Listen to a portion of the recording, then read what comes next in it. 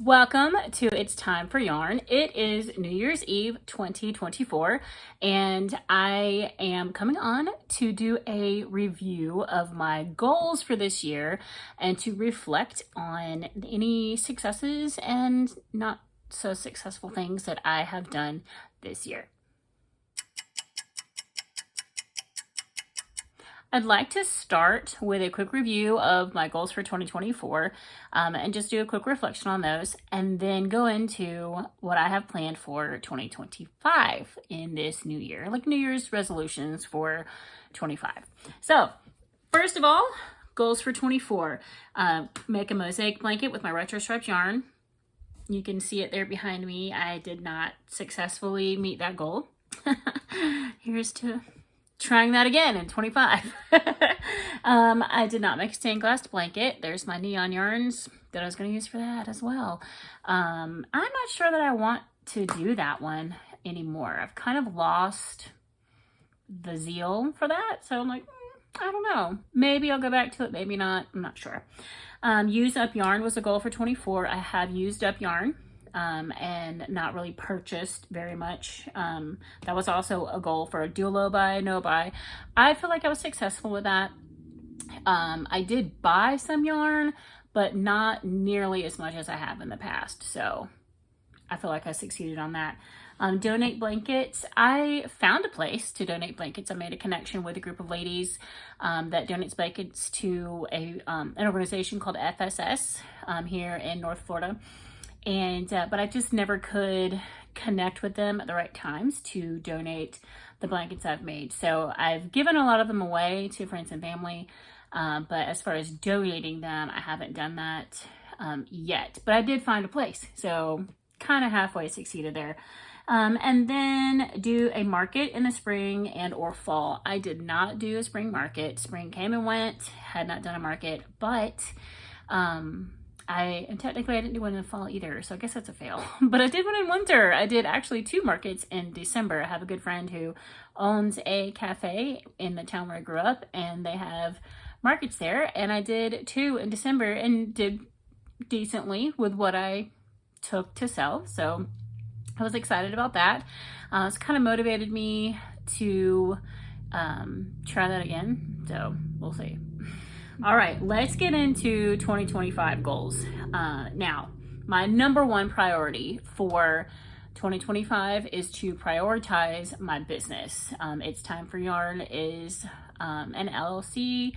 I do make a little bit of money from YouTube with it. I'm venturing into markets, and I would like to see what else I can do with my business to a degree. Not anything crazy because I'm a mom, I'm a full-time teacher, so I don't have a lot of time, but I want to see what I can do. So that's number one, first goal, prioritize my business. Number 2, continue my low buy / no buy. Now that does come with the caveat that if I'm working on a project and I need yarn to finish that project, then I give myself permission to purchase that. Or if I have like a gift card that was, it's a gift from someone, then like, okay, I can spend my money on that if I choose to. But I've done pretty well with that this year in 24, so I'm confident that 25 will continue to do well. Number 3, do a market in the springtime. I did one in winter in December of 24. I'd like to do a springtime market where I made hens. I mentioned that in my 24 goals video. You can go back and watch that if you're interested. I did make some hens and some eggs, and they sold really well. So I'm like, oh my gosh, okay, springtime would be great to sell those things. If you have any other ideas of things that would do well at a market in springtime, I would greatly appreciate that. And I'm kind of excited about it. I was really nervous to do one last year, but after kind of breaking the ice, I'm like, okay, I think I can do this. And it helped that my sister and my brother-in-law teamed up with me.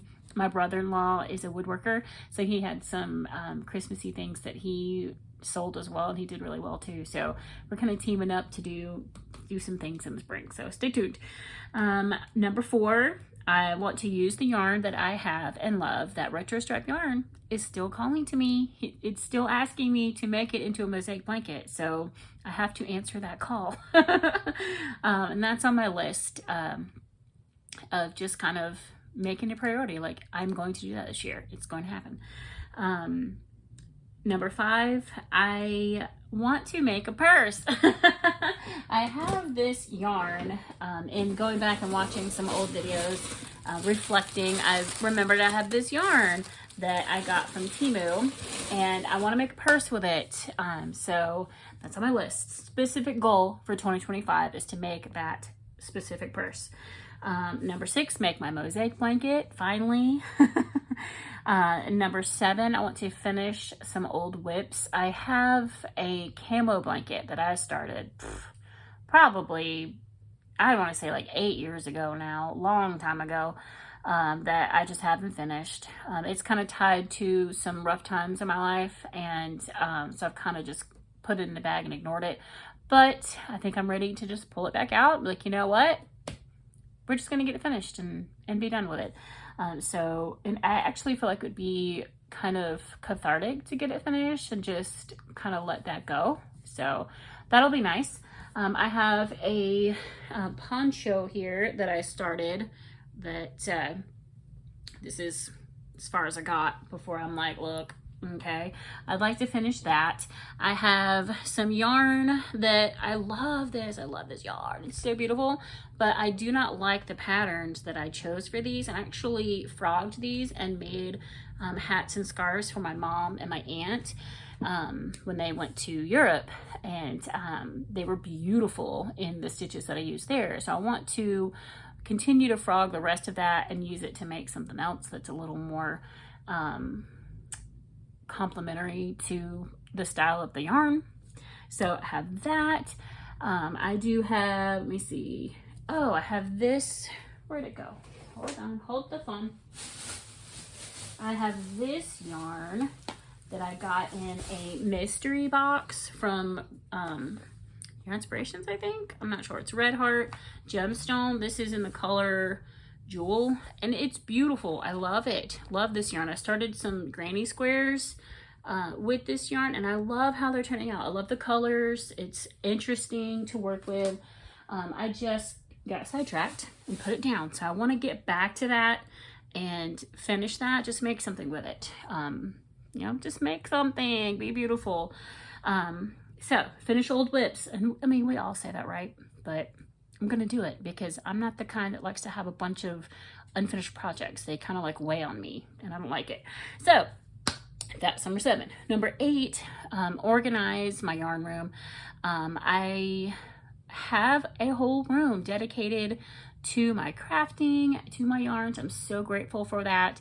But I need to be a little more responsible with it and a little more tidy. I kind of throw things in here and shut the door. And I've got to come in here and get things a little more put together and kind of use that as a time to evaluate my yarn and put things together that would make good projects together, if that makes sense. So like put these things here, these things, I'm gonna make some hens out of this yarn, I'm gonna make some ducklings out of this yarn, or whatever, you know. So I need to do that. And then I want to make some more tutorials. I do have people that have sent me messages and comments like, hey, you know, I just recently got a comment on asking how to do color pulling when you only have 2 colors. And I have this yarn, Bernat color pulling, that you can see it clearance out at Ollie's. I bought some, and it's only 2 colors. So I could 100% use that to make a tutorial showing that. And I actually have a blanket that I'm almost finished with that used 2 colors here. So I know how to do it. I can do it.